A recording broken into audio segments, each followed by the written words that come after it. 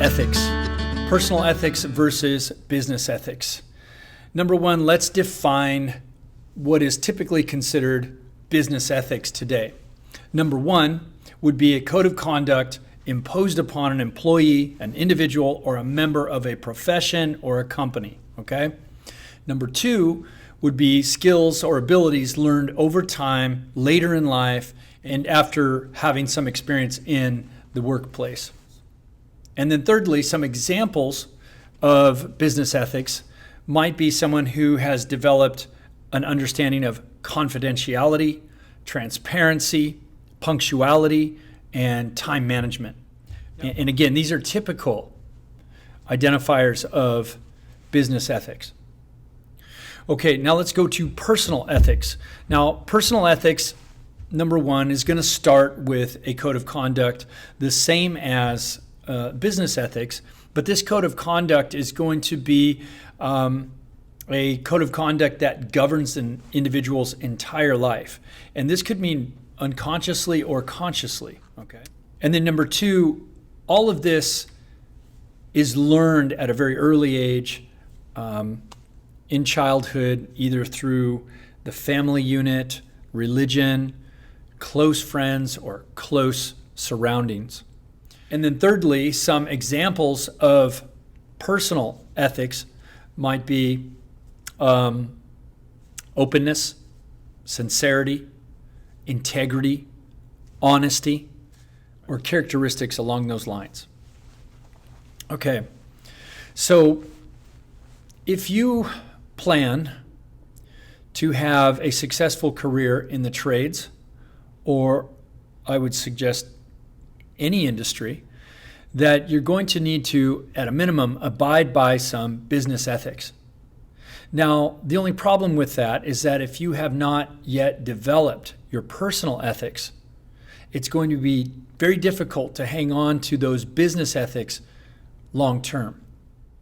I would also like to add that business ethics should not be away from or aside or different than personal ethics. Meaning that if a company has a good ethical environment, that the upper management, they're going to hold themselves to the same ethical standards that they would hold any of their employees.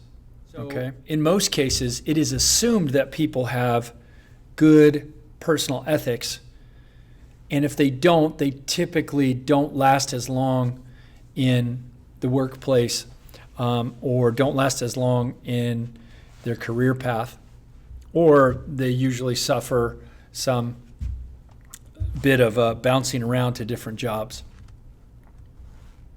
Okay, and then finally I'd like to share an excellent resource. Okay, this book is the 17-Word Solution by Richard J. Maybury. And in the 17-Word Solution, Maybury will walk you through his two laws, which are as follows. Do everything that you have agreed to do. That's number one. And number two, do not encroach on other persons or their property. Now, it's pretty easy to see that if you are doing everything you have agreed to do, and I mean everything, that means paying every bill on time. That means taking your kids out to play when you say you're going to. That means taking your wife out to dinner. That means doing what you said you're going to do at work. You are going to be very busy.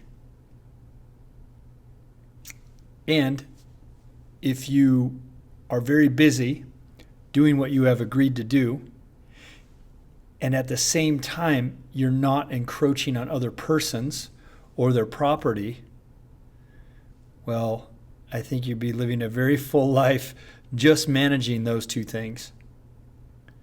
We all are living so close and are into each other's lives on social media so much these days that it is my contention that it's almost impossible to not impede on somebody else,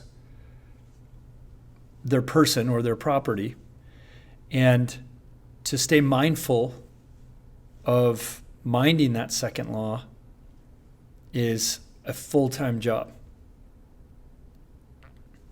Now, Maybury would assert that if you engage in minding these two laws, that your life is going to be better.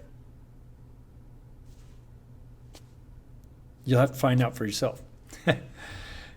But I would assert that if you have a good moral compass and good personal ethics, you're going to always be able to navigate your way back to truth, because none of us has a monopoly on truth, but we all have the navigational devices to find it. And I believe that's what ethics are all about. So my challenge to you out there as apprentices is to look into your personal ethics, your business ethics, and maybe pick up a copy of the 17-word solution and try to put those two laws to work in your life. Do all you have agreed to do, and do not encroach on other persons or their property, and see what positive changes come about in your personal life and on the job site. So that's it. Get to work, and God bless.